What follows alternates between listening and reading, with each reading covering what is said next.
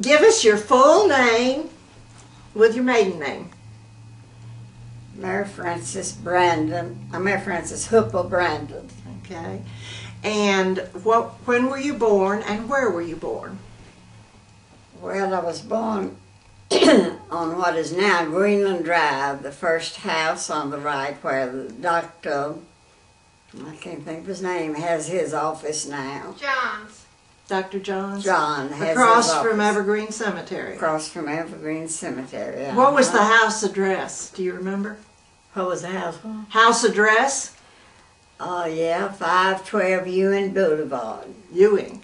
Ewing just stopped there and Right. then started over back of us.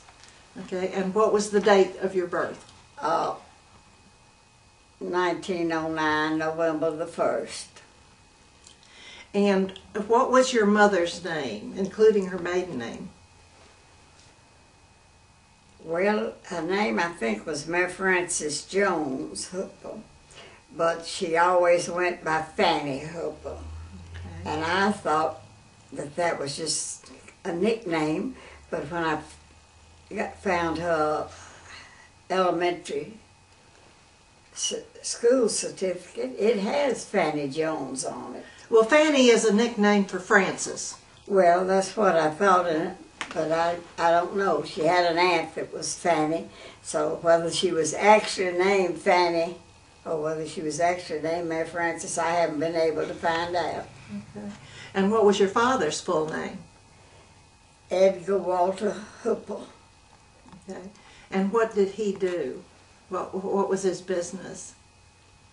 Well, he grew up in Milton, and when he finished school there, he went to Nashville and took a business college, went to business college.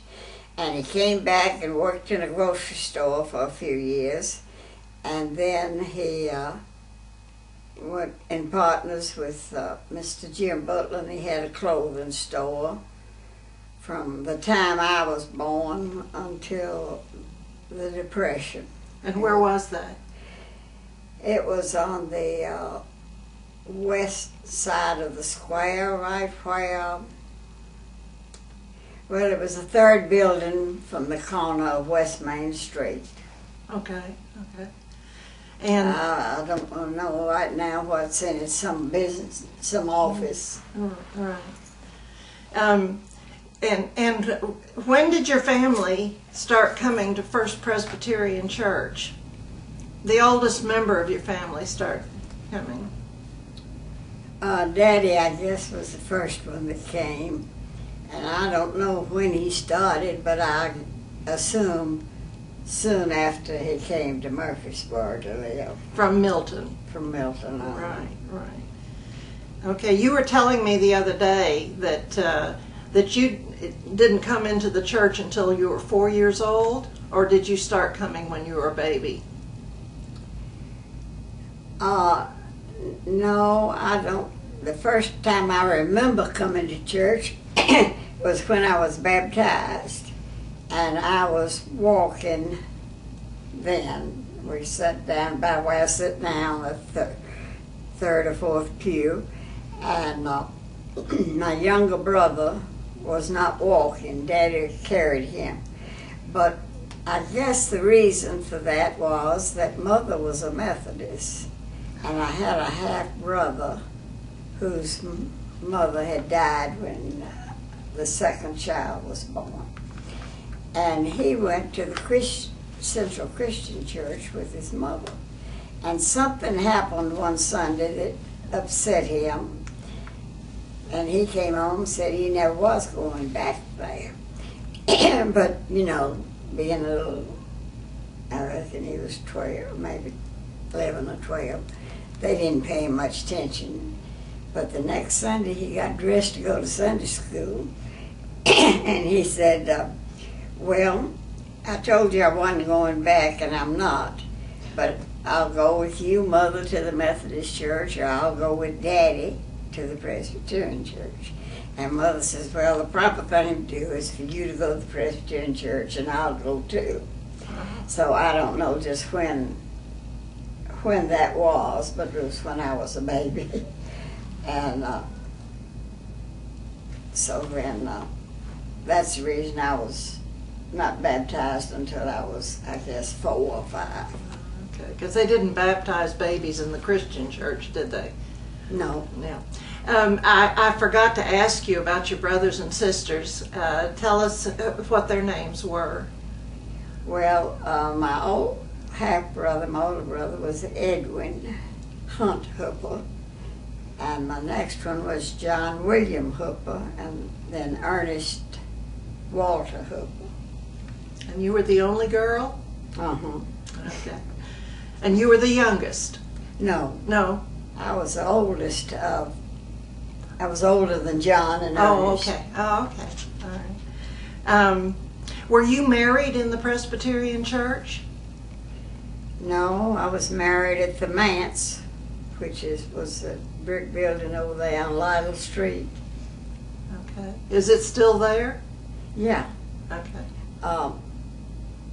It's on, well, on the corner of Academy and Lytle is a great big old frame house painted Okay. white.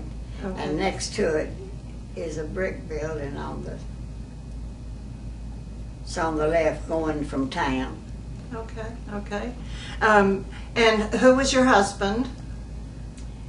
Marlon B. Brandon. And when were you married? Oh gosh, I don't know.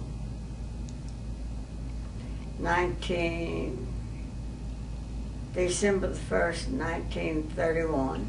Wonderful. Do you remember the 1913 tornado at all? Yeah. John was 2 years younger than I am, and there were 2 beds in the front room at home, and John and I slept in that, and Mother and Daddy were in the room back of it. And I remember Daddy and Mother coming in, and Daddy grabbed John up, and Mother got me up, and I walked into the dining room, which had a fireplace that went down deep into the ground. And Daddy says, if there's any safe place, it will be there. I didn't realize what was going on. But anyway, we stood there by the fireplace.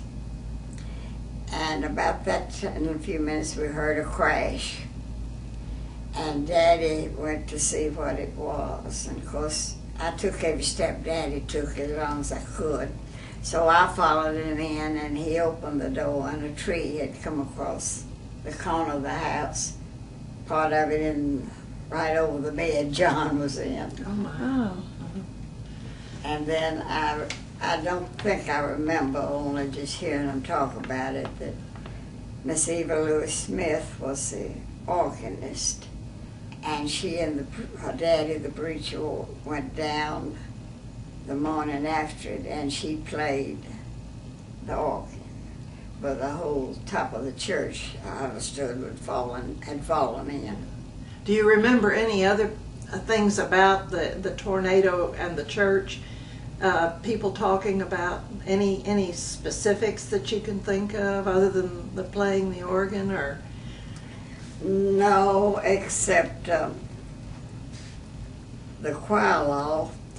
Daddy, I guess, was a deacon at that time. Anyway, he was on the committee for rebuilding. And I remember hearing him talk on the telephone more than once to people about building Mr. Carlton, who was the director of music and was a teacher at Tennessee College, wanted a big choir loft.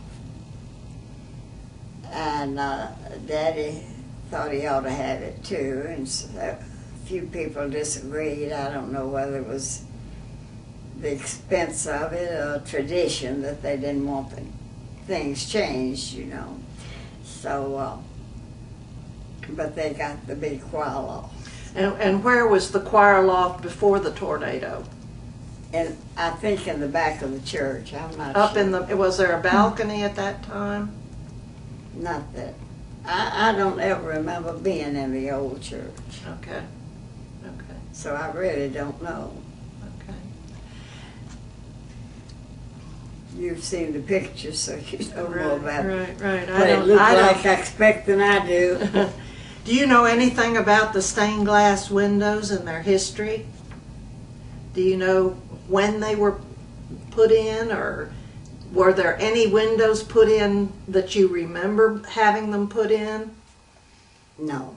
They were all in when you grew they up. Put some memorial names and things on them over But the years. windows were already but the there. windows have always been just like they are now, as far as I know. Okay. Can remember. How did World War I affect the church?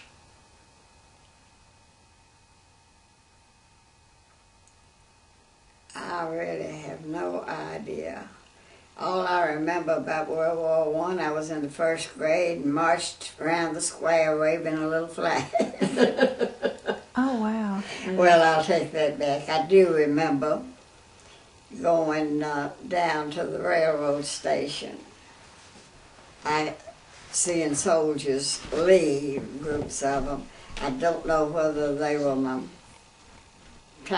cousins left, because I had 3 cousins that were in World War I. And I don't know whether they were in the groups which we went down, or we went down just because that was the thing people were doing, to see them all.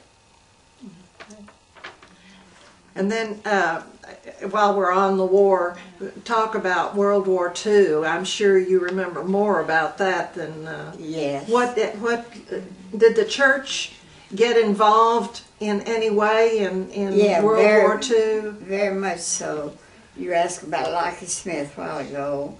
She and Miss Guy James, and I don't know, many others I didn't know, but they had the church open, and certain nights of the week, and soldiers came and they helped them write letters and played games and so on.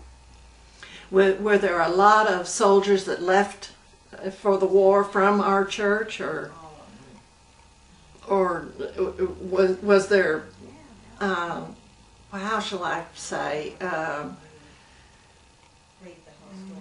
was there a lot of families that had soldiers in the war from our church?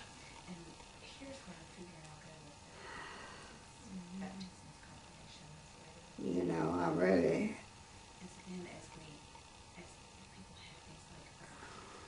That ought to be in the minutes. Okay. Because they, you know, at the time they told who they were. Who they were, yeah. But I thought you might remember some of the families. We had a sesquicentennial celebration at First Presbyterian Church. I think that was, what, 1961? Somewhere around there. Do you remember that celebration? yes. Anything specific about it that you remember? Anything that they did, or that you thought was of interest, or? Well, they just had a display in the basement under the church, and they had lots of papers and Bibles and...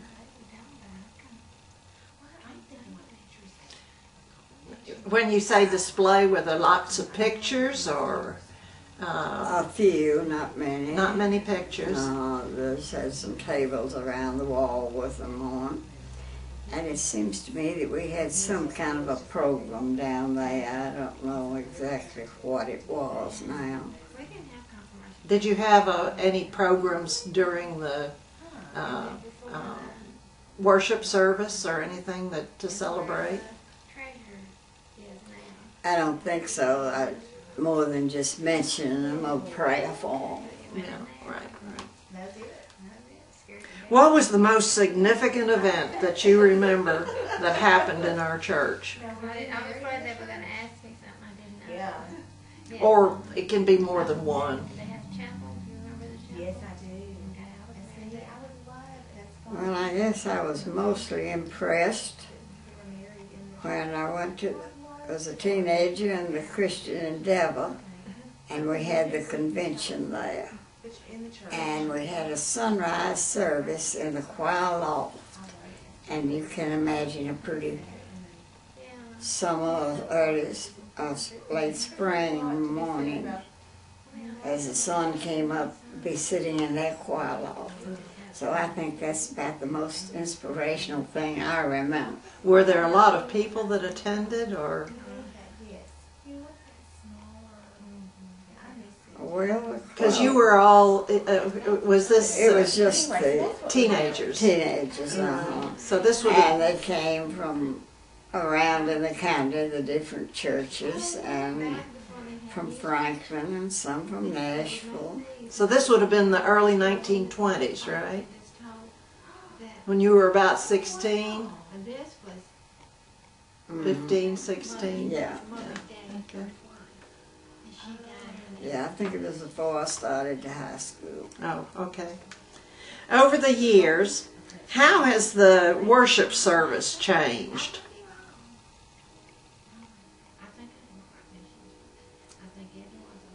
Well, it used to be more, well, it was quiet. You went into church and you didn't talk. You sat down and meditated until time for church to begin. And everything was just, nobody came, men didn't come without the coats.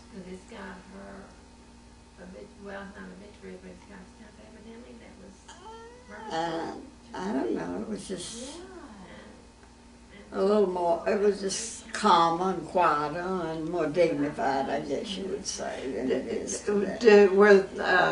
Was basically the layout of the program of the service pretty much the same? Pretty much, We always took up collection before the sermon. The sermon was always the last thing, except on communion days, and that was last. Okay. And I remember,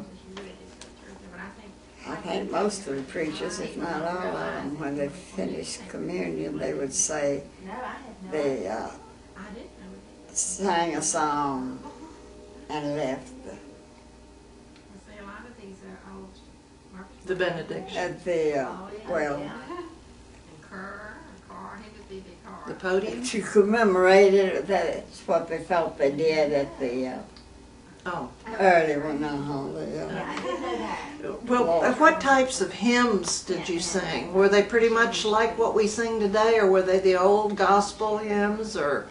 No, we sang Do you remember in some of them? church.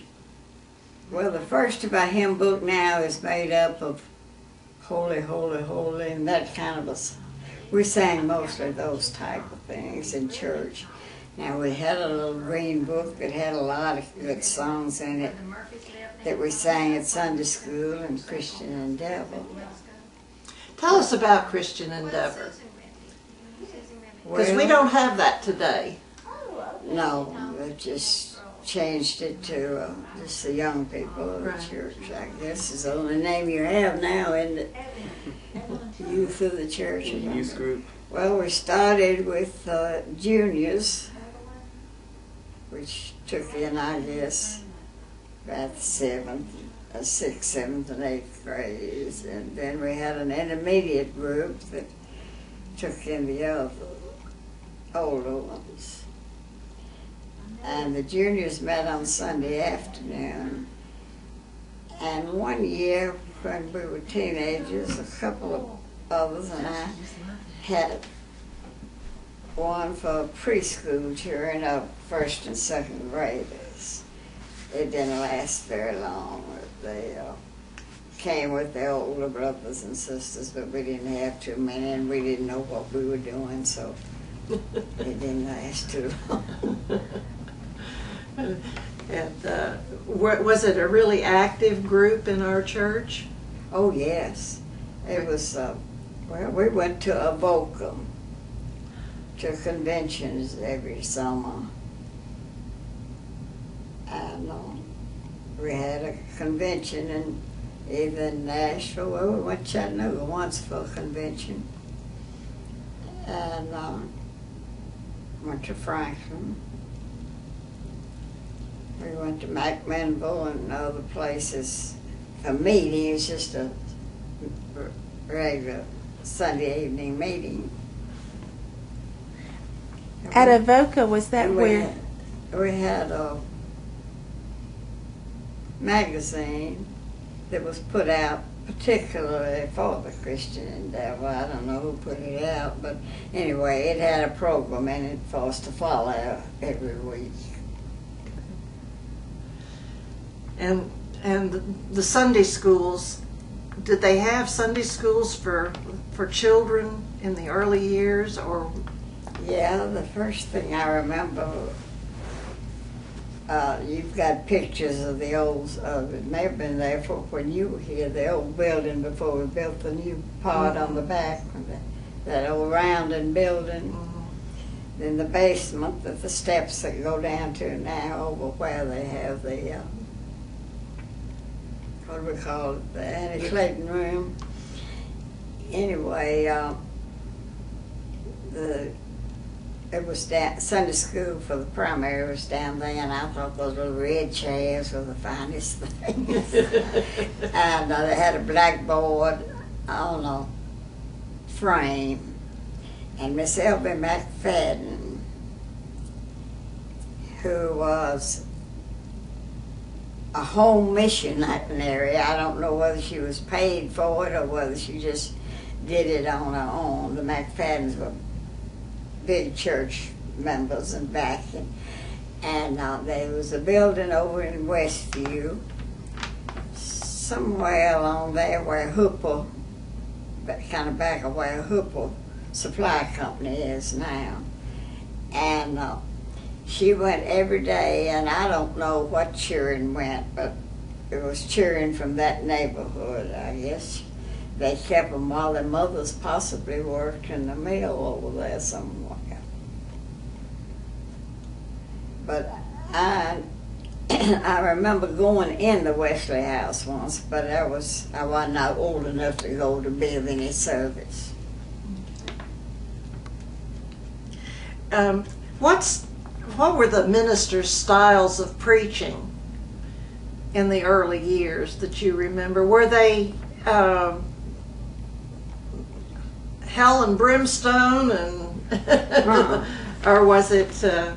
No, I can't remember any of Dr. Williams' sermons, but I'm sure, Dr. Smith's, he lived around the corner for us, and he came around home every so often at night and sat and visited with us. And then Dr. Williams was after Dr. Smith? Uh-huh. Yeah. And both of those men, their preaching was?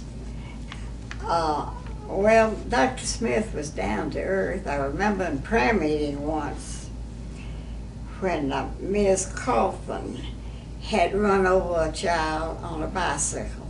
And I tried to remember whether it killed the child or not. I don't think it did. But at prayer meeting, it happened one Wednesday afternoon, at prayer meeting that night, in his prayer he said, Lord, please bless and take care of Miss Coffin and whoever the child was, and said, we know she'd blow the horn. He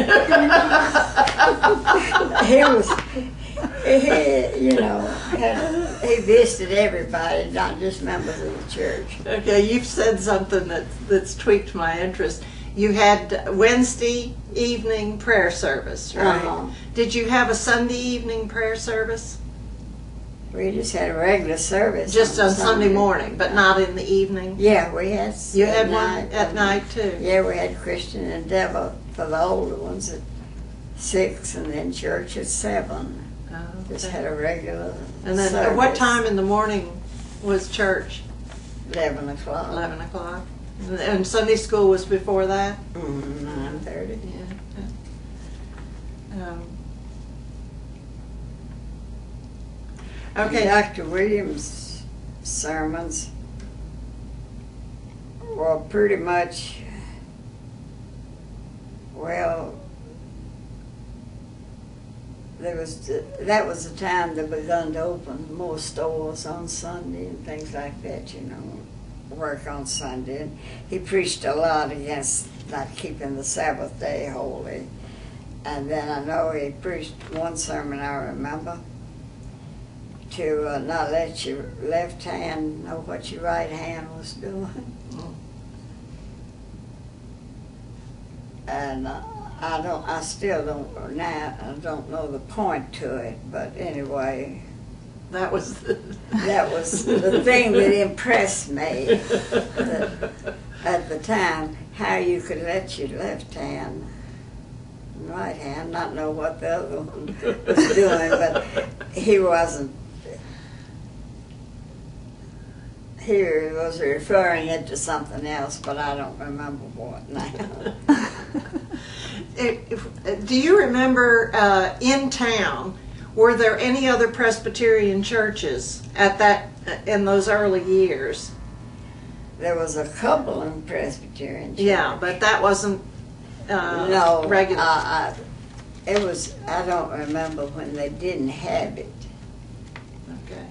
But they pulled off a group from the Presbyterian church, and I think the group was because they were having a discussion over preacher. They just wanted to let anybody that felt like it preach, and the others didn't want a preacher unless he was well educated. So this group had a little church up on the corner of Spring Street and Main Street. Well, I don't know what's along there. What's on that corner Spring now? and Main. But anyway, That's where the bank is. Mm-hmm. No, the Because- bank's on the opposite side Okay, of Spring so Street. yeah, I guess it's just office It's- buildings now. It's that block that City Cafe is Right, on the right, corner. right. It was down on the corner. They had a nice little brick church there. And when was then this? when Do you they know? built the one out on Main Street, out on Main Street, the City Hall was in that building. Oh. And I don't know what. When was this? Do you know about when? Oh,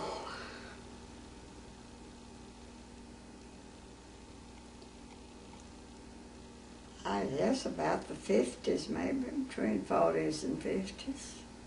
Okay. And when did That they moved out on Main Street. okay? When did Northminster get started? And tell us about it if you know anything about it. Well, Northminster Presbyterian. when the section out on Maple Street begun to grow, and they opened up King's driveway and got subdivisions and so on out there. Some of the people that lived there had lived on farms there and had sold their farms off. Kind of thought it would be nice to have a church out there, so 3 or 4 families from our church really started it. The Carltons and Norrises. I don't think the Alexanders went. They lived up there. Oh, Judy, who was the boy that played the piano that lived at Kelly, and his mother played the organ that lived over there back of us when we lived on Bell Street. He was in your class. Kenny's? Huh? Kenny's? Yeah. They were big in getting it started. They had been coming to our Last name? church for a few years, but they hadn't been in Murfreesboro very Yeah. long, and they Okay. they were very active, and I think maybe they thought, well, that was something they could do that was more important than just what they were doing. Was this in the 1960s, do you think, or? Judy, do you have any idea when? I don't. I think it must have been the 60s because I think I was already out of school then. I don't remember it happening when I was in high school and college. I guess possibly about 50 was about right. No, 60. 60s. No, I believe it must have been in about the 50s. Okay.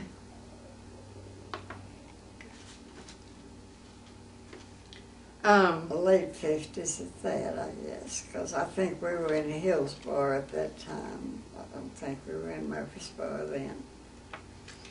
Churches move and split and die. From your long experience, why has First Presbyterian survived almost 200 years? Well, I guess you say partially because they've always had such good ministers.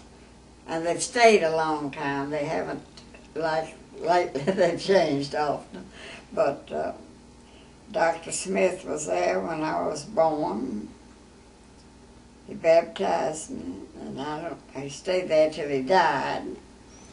And he's buried over in Greenland Cemetery. And then Dr. Williams came when I was in the 5th grade. And he stayed until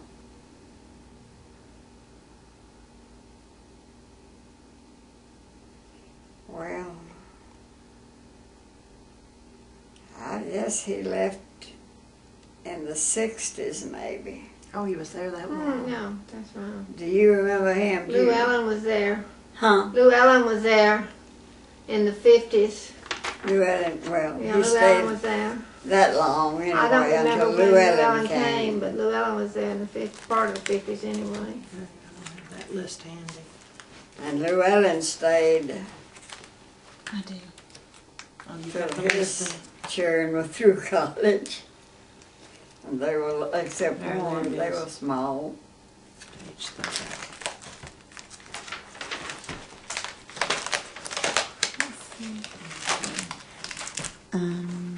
Smith, Williams, McCain. And Lou all of Allen. them lived in the manse till we got to, Williams was there till 43. And then McCain was here for 3 years. McCain, yeah. And then he Lou didn't Allen was stay very 47 long, to but he was 63. really a great preacher. Who was? Or maybe I was old enough to appreciate him more. Lou Allen? Or McCain? McCain. Okay. Yeah, Lou Allen was great. He was just down to earth with everything he did. So you think it was the ministers that held this church together? Well, I think that had something to do with it. I don't say that was all of it. I think there were enough dedicated people that they would have managed some way. I don't think they would have let it die. I don't know how big the numbers were, but they were over 100, I'm sure, of families that were very dedicated.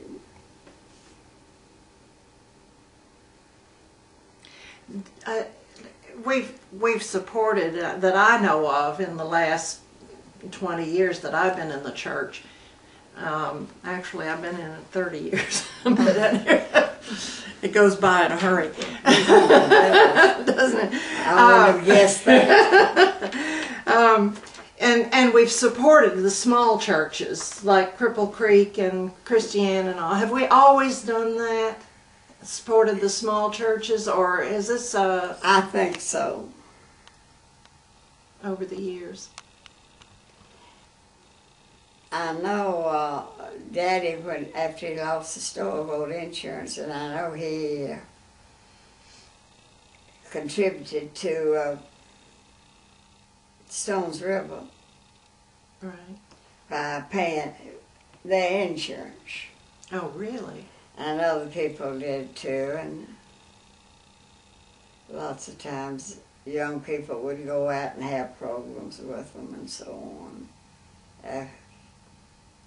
That was after I wasn't young. Did the church have gatherings like we do now? Potluck suppers? Did they have bake sales, or Anything like that you recall? They always had a bazaar. The women in circles had a day a week that they sold and did all kind of handcraft things. And then they did baked goods. And they had a big bazaar. And they had a turkey dinner. And the people in the stores on the square just closed the store and they all came down and ate dinner. Wow. And that's the way they made Money for money missions? for or, everything yeah. that they needed. But then they got, did Senna do it, saying that you couldn't sell things in the church at one time? I don't know what happened. Or was that local that they decided they couldn't? I don't know. Anyway, they said you could not sell anything in the church. So they had to stop that. Stop the bazaars. Did you have annual gatherings like we have our picnic, the church picnic, or? Oh yeah, we had a picnic every year in the summer.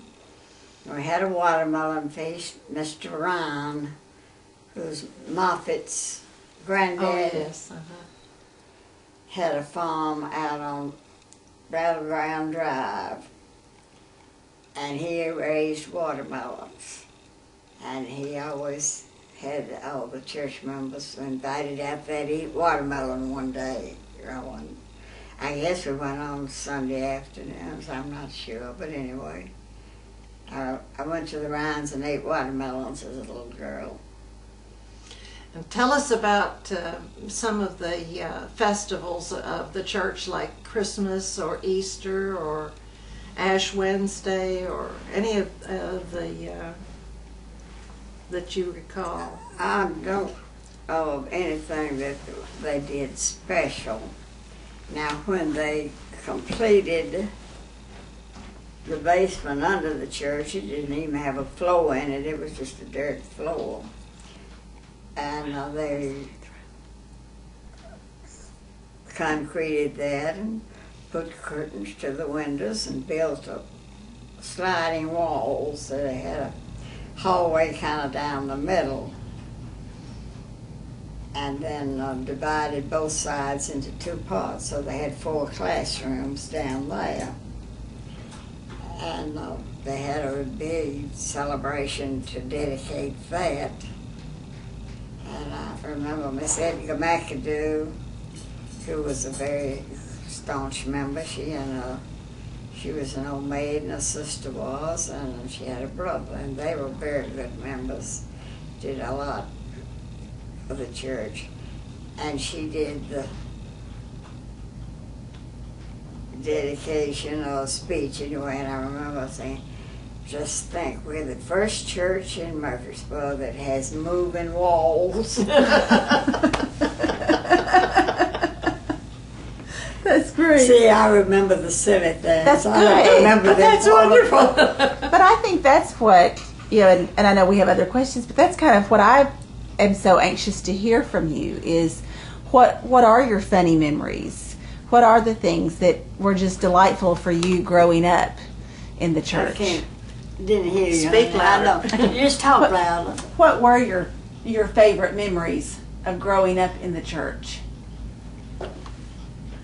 Well, the Christian Devil had a party every month. They were always a lot of fun. We could invite other friends if we wanted to, and we played games like you go around and take out chairs, when the music stops. What do you call it? Musical chairs. Musical chairs. Yeah. And then we played spin the plate. And, How do you play spin the plate? How do you play spin the plate? You sit in a circle and somebody spins a plate, and you get up to get it. And if you get the plate, you get to spin next time. A lot of falls and bumps getting out to get it, but it was fun. That was interesting. I've The run parties out of that we questions, had, so if you've got always had, in the wintertime, I guess. Don't think we had in the summer. The wintertime, we always had hot chocolate. I remember that good hot chocolate. And, well, I really enjoyed Sunday school. In that old building, we had a balcony that went all around. It was a circular building, and it was divided into, I guess, 5 sections. And we had our Sunday school classes up there. And we sat out on the edge of the balcony while we did the preludes, the singing and the prayers and the scripture for everybody. And then you went back into the section that you belonged in, picked up your chairs, moved them up there, and had your Sunday school lesson there. And I really enjoyed that.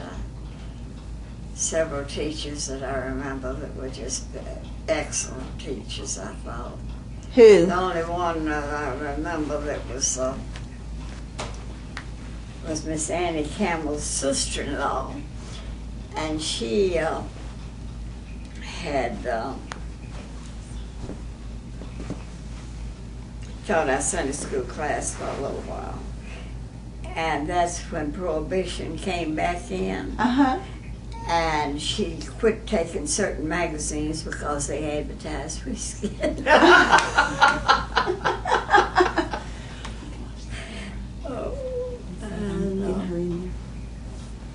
That is so funny. And that was Annie Campbell? Sister-in-law. Oh, okay. Miss Paul Campbell. Miss Paul Campbell. So Sunday school was fun. Yeah, Sunday school was a lot of fun. And really interested. I didn't want to miss Sunday school. Were most of your... I didn't mind. I was glad of an opportunity to miss church. You know, things haven't changed a bit, Mary. Well, Mr. Gracie was taught at college, and he was the Sunday school superintendent. And he had 2 children that were, well, the oldest one was about the age of Ernest. And we had a cook that was at home on Sunday morning.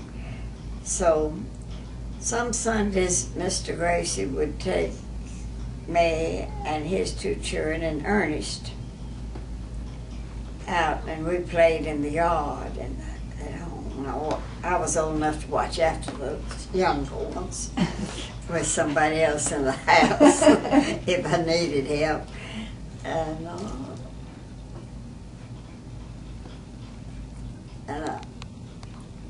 in the choir, it was just most interesting because we had the Hudsons had 2 girls that sang real well, and Mr. Hudson was superintendent of the Sunday school. And there was a Johnson girl that sang. See, Miss Carlton was teaching music. These were college people. Oh, okay. They were, I guess, taking music from them. They were in the choir. And then the preacher had 3 daughters. One played the organ, the other 2 sang beautifully. So it was a family affair. And that I enjoyed that part of church. And I didn't object to the other. I didn't really mind going to church. Sometimes my legs would get awful tired of swinging off the seat. But that was all right. Were most of your friends in the church? You know, were most of your friends at that time, and even later in life, have your friends mostly been people that you were in church with? Or were they like 2 separate groups? Your social friends and your church friends? I guess the only church friend I had that was real close was Josephine Smith. Mm-hmm. Now, I visited with Annie Harrison some, other than church activities. But I guess most of my really close friends were not church, didn't go to our church. Well, we went to everybody's church when we were going to Christian Endeavor. I had a real good friend that went to Central Christian Church, and we met in the wintertime at 5 o'clock. And they met then at 6. So I went with her to the Christian church to their young people's meeting. That's great. Most every Sunday for several months or years. That is wonderful. Did you ever sing in the choir? Oh, goodness, no, I can't carry a tune. And I can't even beat out right the time. I wanted to ask you about the pews. It's my understanding that before the tornado, the pews were all numbered, and you would sit. The families would own pews. Do you know anything about that? I don't know. Okay, so it was different. Have we always had pads on the pews, or were they No, that was much later? That and air conditioning were two things they bickered over quite a while. Do you remember when they added the upstairs, where we have the classrooms, and I know that somebody told me you remembered the balcony, the little balcony off of the prayer room that comes out. Where they've got the little prayer room, and where they've put in the past, they've put the Christmas tree and all those little balconies that sit out beside the pulpits. The only time that I ever remember them being used was when they had musicals. And at Christmas and Easter and so on, people from the different churches, because most people just had a very small choir, and anybody that wanted to, usually some of the college people and so on, joined the choir during that time, and they did the Messiah and different, whatever was appropriate.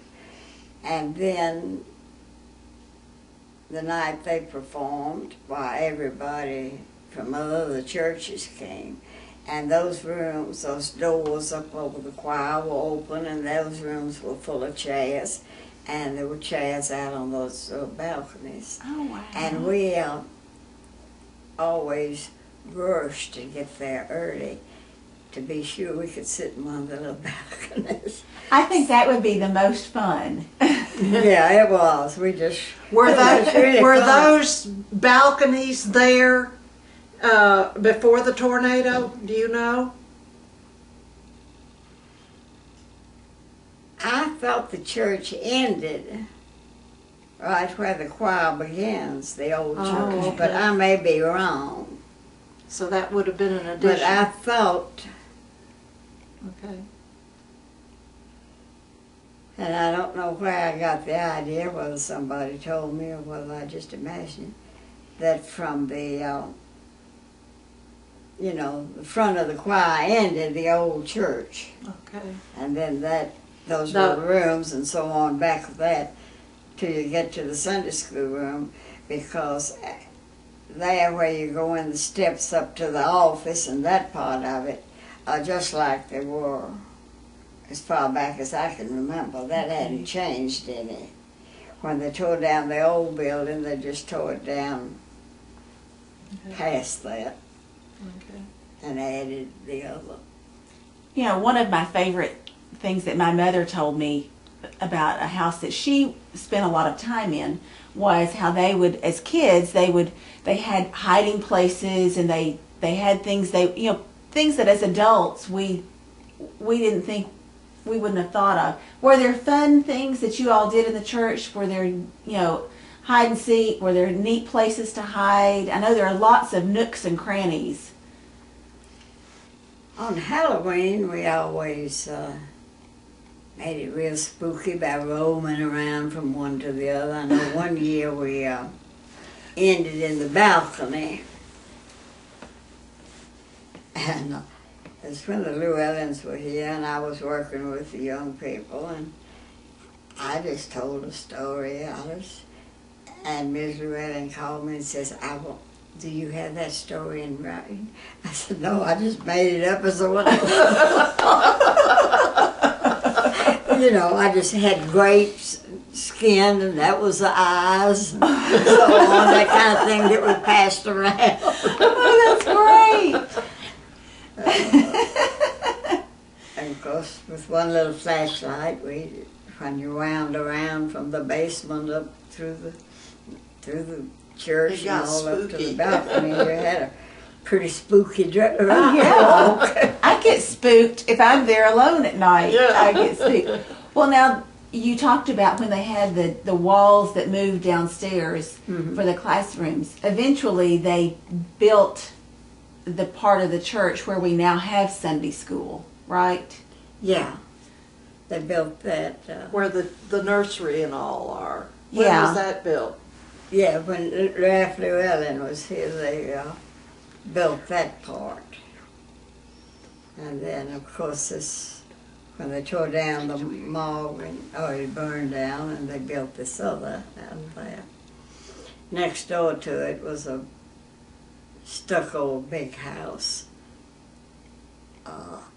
And the church bought it. And because Jennings and Ayers had their funeral home there, the kids, they bought it really to make, and the youth use it mainly for Sunday school and their meetings and so on, and so they got to call it the morgue. The morgue. The morgue. Yeah. How appropriate, gee. And it burned. Oh. And that's where the new part of the church is now, is where that Yes. where the morgue okay. was. Where the morgue. I love that. I love the front doors of the sanctuary. They are, they are just beautiful, and they've redone them. Do you remember them using those? Did they used to keep them open? Before or? we had air conditioning, all the doors in the summertime were wide open. In the winter, I don't think we opened them. I think we went in the other way for heat purposes, I guess. We went in the little side doors like we do now, mainly. But in the summer, they stood open, and if fine should happen to go by during church, preach, there weren't any, nobody went by, everybody went to church, then. The town was small, but once in a while, maybe a horse and buggy or an automobile would go by, but the preacher just stopped preaching till that racket was gone. That's so foreign to us. If the fire engine went by, Mr. Draper hopped up and ran out, and he'd come back, and the preacher stopped. Now, where was the fire? I love it. So you knew the news as soon as it happened. No, there wasn't much other way. Few people had telephones, but not, I guess, I was an old teenager before most of my friends, and we could talk on the telephone. We had them, but they weren't very good. Remember the old boxy thing, between our living room and our dining room was a small cubby room that the stairway went up in, and the telephone was in the wall, on the wall there, and a chair in front of it.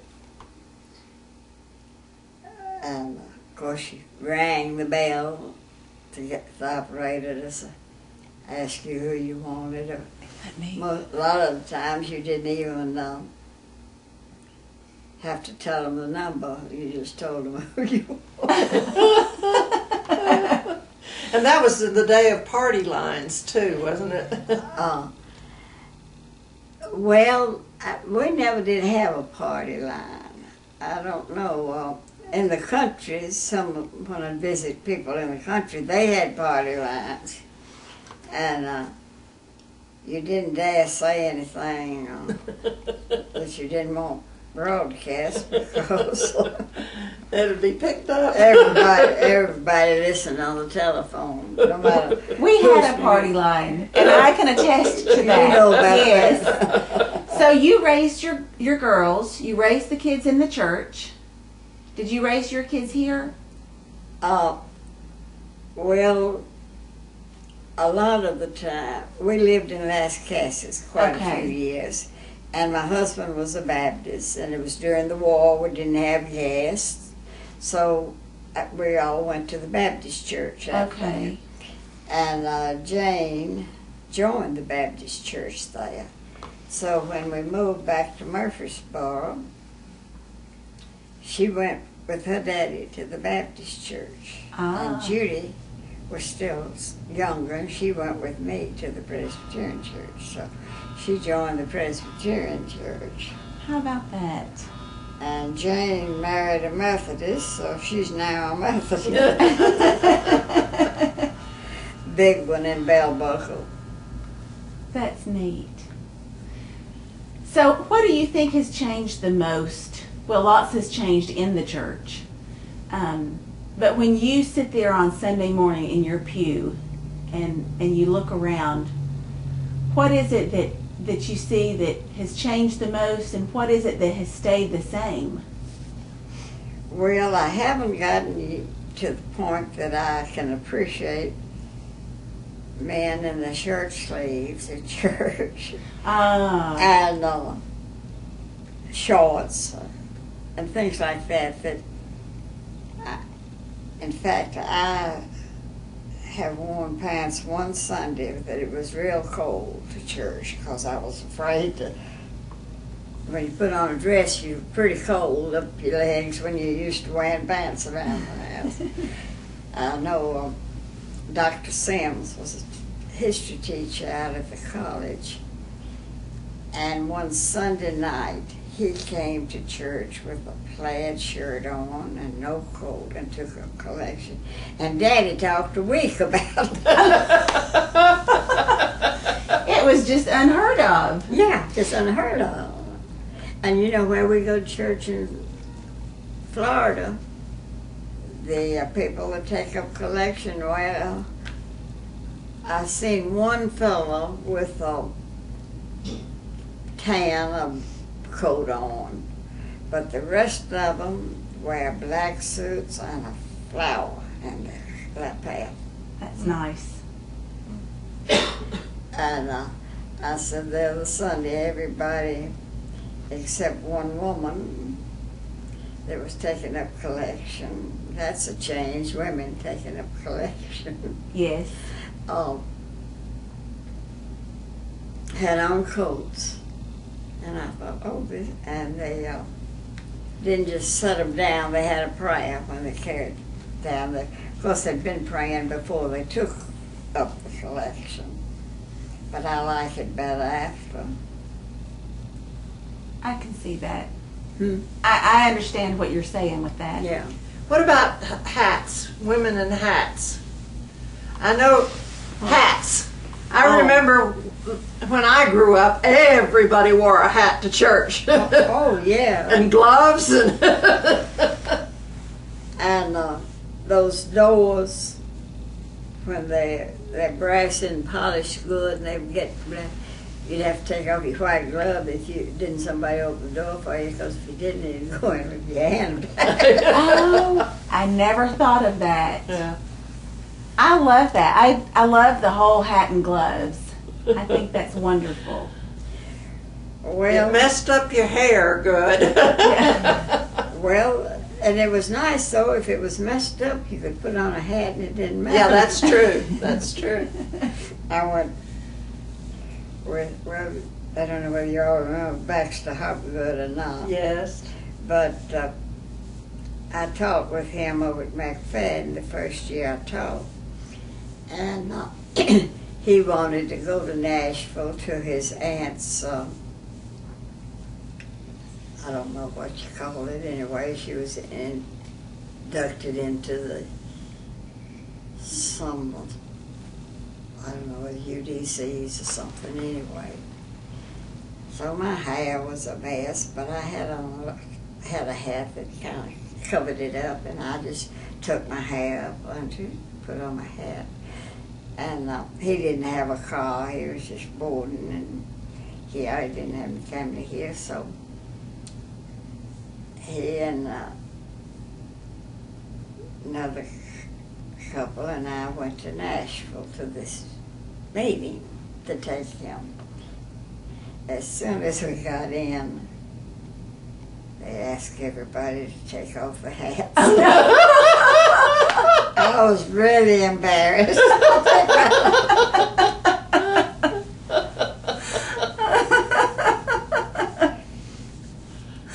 That's great. Well, we're going to wrap this up. Is there anything else that you would want to share that you think is important for us to know?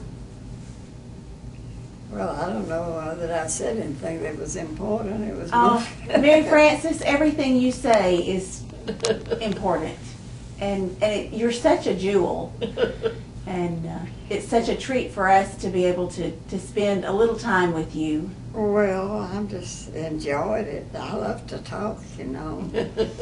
And, you know, Ralph Llewellyn's wife is still living. She's in Texas, and I talk to her every 2 or 3 weeks. Oh, really? They had 3 sons. The oldest one's about Judy's age, and he taught in Memphis at Rhodes College. And he's retired now. And the other one was a great musician. He was in Texas playing the organ for one of the biggest churches down there. And he had some kind of a stroke or something and fell off of the organ. It was one of these way up high and fell off. And sort of paralyzed him. But he never did get where he could use his legs and all well enough to play the organ. He was in a wheelchair. What a shame. But he got a job in a bank and lived by himself and worked there until, I guess, 12 or 15 years ago. And he'd been in a nursing home all that time. And once I was in Texas and I went to see him, but I tried to remember him on special days and Christmas and so on. That is wonderful. And he died 2 years ago. And the youngest son hadn't finished school when they left here. He was born after they got here. And so he lives in Florida where she does. Texas. And I'm sorry, sort you're of right. takes care of them. But I feel so sorry for her. She's not able to walk. She's in a wheelchair, and was such a vivacious person. What was her first name? Billy. Billy. Okay. Okay, well, before we stop, you've brought up a great point, and that is somebody who is vivacious, and there you are. How in the world have you managed to be the vivacious person you are? Because you are just a bright spot when you come into the church, and such an inspiration, I think, to so many people. Well, I tell people that I eat well and I sleep well, and I don't worry about anything. How do you do that? Well, I know the Lord's going to take care of everything, so, and I can't do it, so I just have always had that attitude that it was just, I guess I'm wrong, but I think it's a sin to worry. Well, I think it's supposed to be. I don't mean that I'm not concerned if out on the slick roads and maturing and so on. I was a little concerned about it, but and somebody said, "Well, you just go to bed and your girls are out and you don't stay up there at home." I said, "Well, no. I think they know right from wrong. And there's not a thing I can do about it. If they are doing wrong while they're out, I'll never know it, maybe. Unless it's too bad, I'll never hear it. So why should I stay away?" Good for you. That's great advice. That is great advice. Well, I just want to thank you so much. And I want to thank you too. Oh, it's been wonderful. You just made my day. Well, You made mine. yes, mine too. Thank you so much, Mary Frances. Well, I hope it's something you can use in your project. I think we can. Thank you.